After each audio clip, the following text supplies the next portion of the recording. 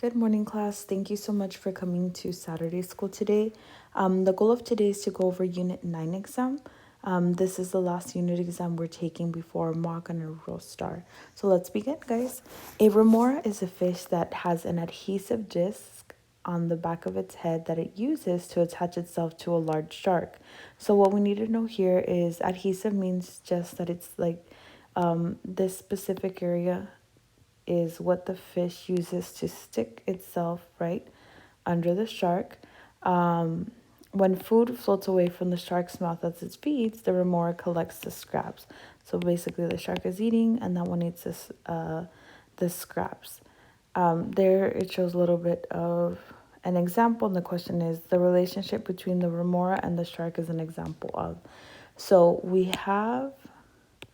do know that the remora fish is benefiting, so we have that. We don't know that anything is actually happening for the shark. The one that we can completely cross out is predation, because the shark is not eating the remora fish. Remember, predation, one animal eats another. Competition can also be crossed out because they're not competing for food, they're helping each other out.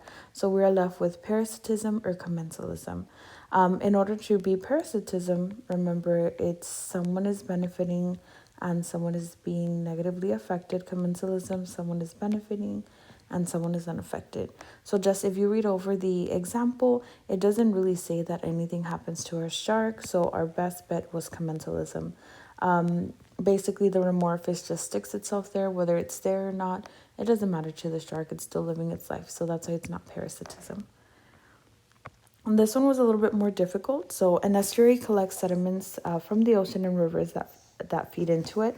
The sediments swirl around and then settle to form a mudflat. So it's just saying that in this body of water, they collected sediment, which is like little pieces of rock, and it made a mudflat.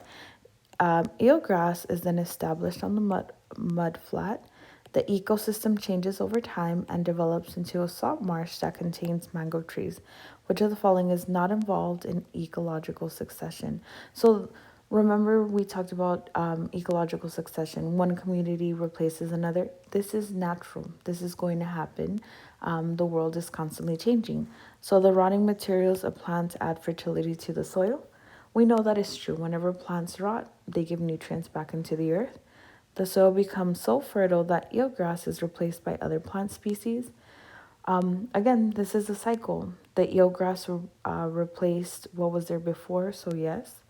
The roots of plants help stabilize the sediment, keeping it in place. Yeah, remember, plants have their roots, they are in the ground. The concentration of salt becomes so high that all plant life is destroyed. So, again, in any ecological succession that we've talked about, again, everything helps each other out, but we never talked about all life being destroyed. So, our best answer is D. That is the one that is not involved in this example. No, it never mentions anything dying. It's just one taking over. Now for an easy question, here is our energy pyramid. We can see here that we started off with 10,000 joules of energy. So based on the energy flow and the energy pyramid, how many joules of energy would be expected to be found at the secondary consumer level? So we just use our 10% rule. Here we have 10,000. Remember, there's a decimal in the back, so we move it forward. Here we have 1,000. There's still that decimal in the back, so we move it forward. We have 100, and then we have 10. So what you see here, again, it was asking for secondary consumer. Secondary consumer is right here, so it would have been 100 joules of energy. And we should have just typed in 100 because joules was already labeled. Moving on, rocky material left behind by a retreating glacier forms what is called a moraine. When primary succession occurs, which life form will help create the soil by breaking down the bare rock?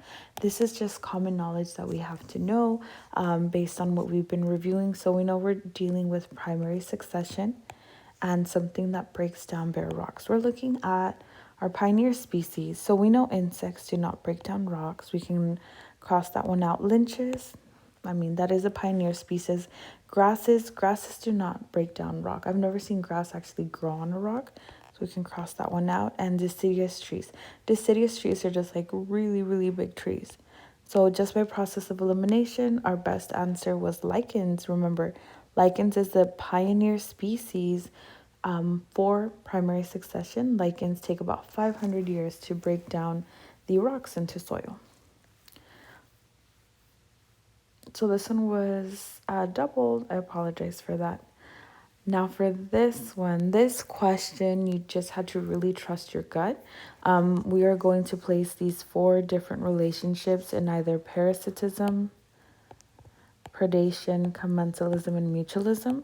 So I know parasitism, it's positive and negative. Commensalism is positive and 0.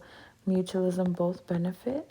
And then in predation, you can just say like the predator eats the prey, something like that would work.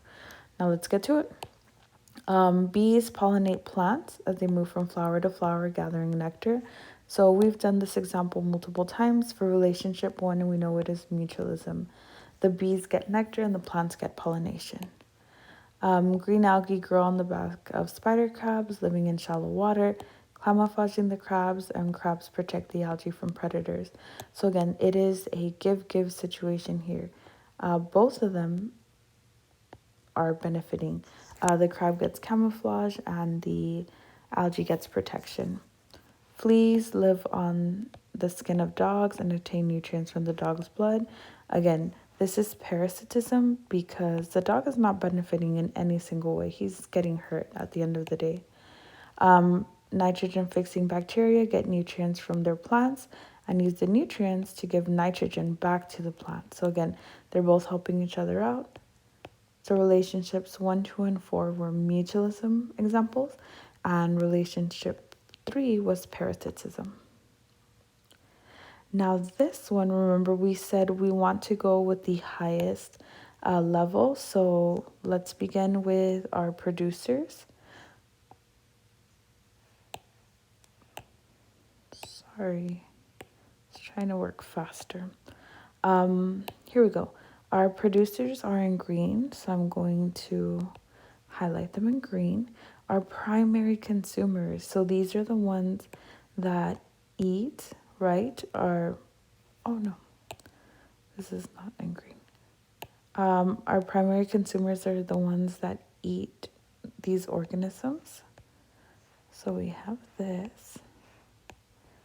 Our secondary consumers eat our primary consumers.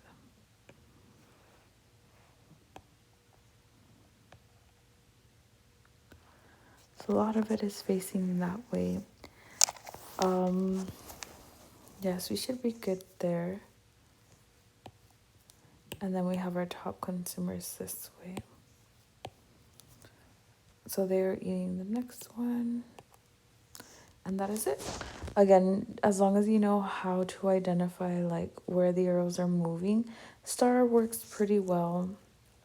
To be honest, striped skunks would also be a top predator. They make it a little bit simple. Whenever you're stuck in this situation, like the skunks are secondary consumers, but they're also top predators, the highest level takes precedent. So the highest level is the one that they're going to keep at the very end. The picture shows a pika, a small mammal found in the grassland ecosystem. The vast grassland of the Tibetan Plateau are home to plateau pika. The number of pikas are prey for predators of the grassland, which they serve as a major watershed for much of the area. The watershed drains large quantities of groundwater during the rainy season or monsoon season. Pikas have extensive burrows that help drain groundwater rapidly and are used as nesting sites by bird species. So here you can read it again just to make sure, but it's just showing you how everything is connected together. The pikas do this digging so the groundwater releases, and they also, by doing that, they make nests for the bird species. Many people advocate the eradication. So eradication means like the complete killing. There is not killing or removal of the pika, of the plateau pikas, because they compete with livestock for grass. Which of the following would happen if pikas are completely removed from the plateau grasslands? So again, whenever we remove an organism, it is not good for us in the long run. So the ecosystem will become unstable, the ecosystem will be more stable, unstable, or more stable. The ones that we know we can cross out are the ones that say the ecosystem is becoming more stable. Remember, process of elimination gets you down to about 50%. Anytime something is removed, it causes instability in the ecosystem. So now let's look at our two questions that we do have left, our two answer choices. The ecosystem will become unstable because predators will have fewer prey, the birds will have fewer nesting sites, and the Ariadan River will become vulnerable to flooding without the burrows. That's tying in. If you read the little section again, you will see they are the prey. They do help birds make nests. Predators will migrate to nearby ecosystems. Birds will nest in nearby trees, and the soils will be aerated by other small mammals.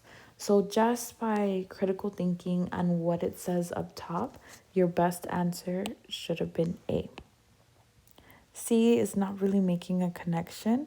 The only part that I see that is probably correct is here, that the ecosystem is unstable, but everything else doesn't support the first statement.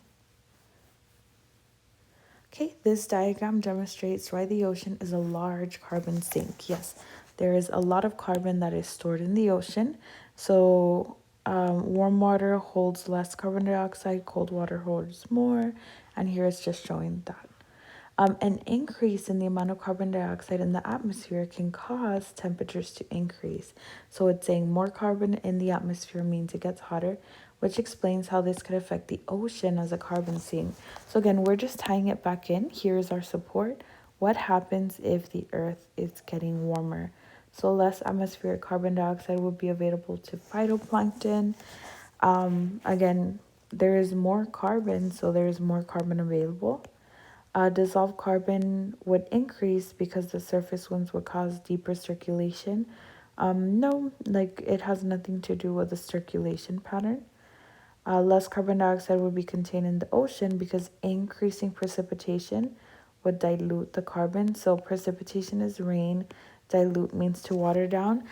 Here it doesn't show anything having to do with rain. So if the temperature goes up, it doesn't mean that there's going to be rain. And then lastly, less carbon dioxide would be dissolved because the increasing temperatures cause ocean temperatures to increase. This is our best answer.